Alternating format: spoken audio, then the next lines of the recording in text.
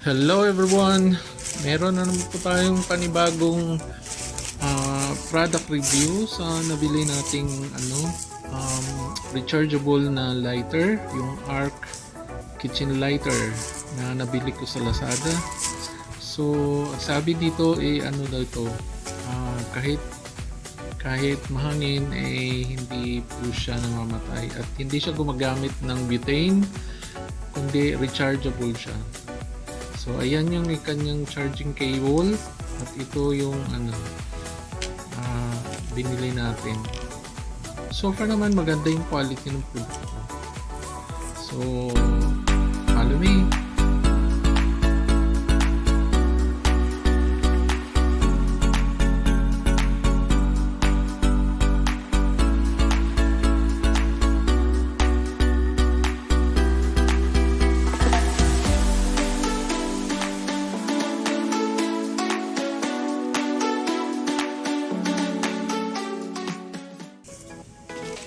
So, base doon sa mga review, okay naman siya.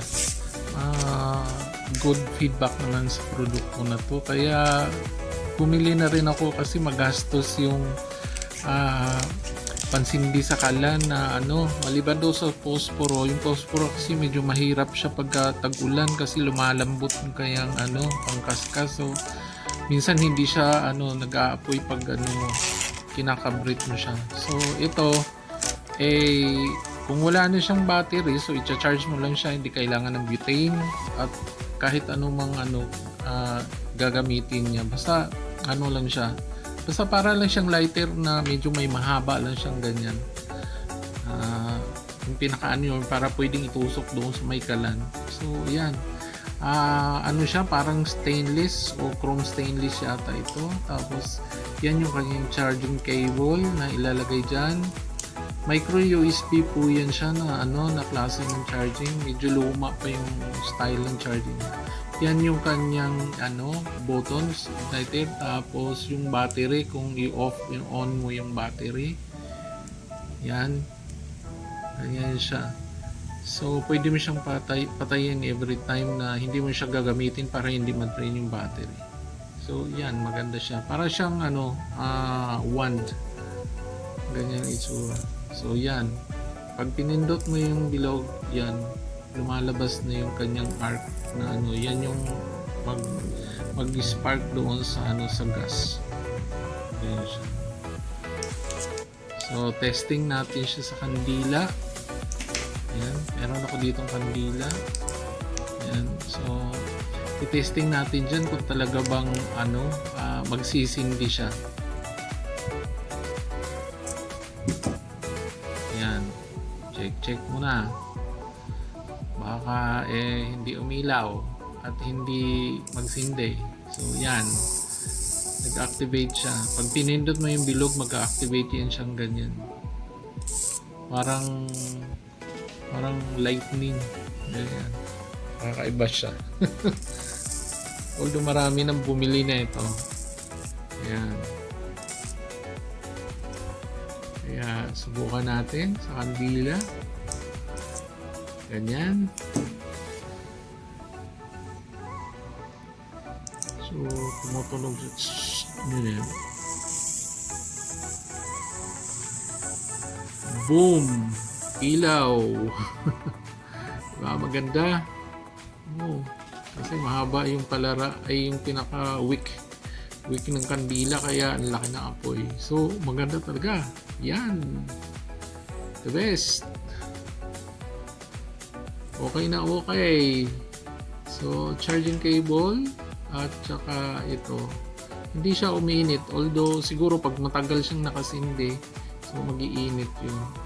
Maganda yung produkto. Medyo mabigat siya ng konti. At saka, yung quality ng bendable niya na yung kagaya ng sa hose sa gripo. So, yan. Yung pangalan niya. Nakakatuwa lang siya. First time ko magkaroon nito at nakahawak ng ganito, kaya natuwa ako kasi pamahal kasi yun yung pang sindi ng kalan. Mga 100 plus yun. Itong produkto na to 100 plus lang din to.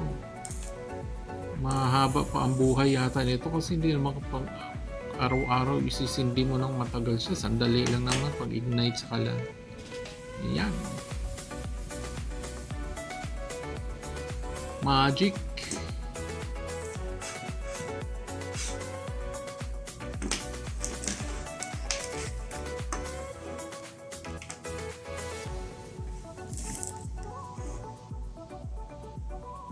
Ngayon, testingin natin siya dito sa pinunit ko doon na papel sa case niya. Subukan nating magsindi. Ayan. Umilaw. Sumindi.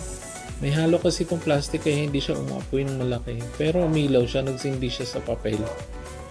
Yan. So, yan. Success. Maganda. Maganda.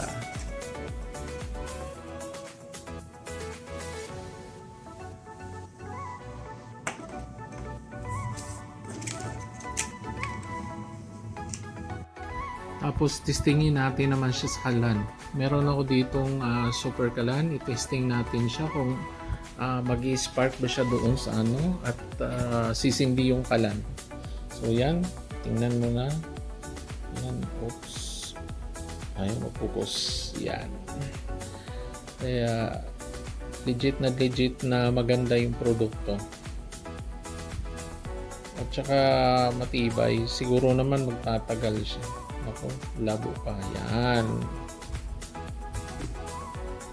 So, testing kung magsisindi siya. Oops. Shoot ko. Yan. Apoy. Labas ang apoy. Kaya, nakakatuwa. Sa murang halaga ng produkto na to, very useful talaga siya sa kitchen. Or kahit siguro pag nag-camping, pwede yung gamitin yung pangsindi na yan. Hindi kailangan ng malaking space. Walang natatapon na gas at saka kahit saan pwede mo siyang ilagay. So yan ang ating product review at saka testing na rin. So maraming salamat.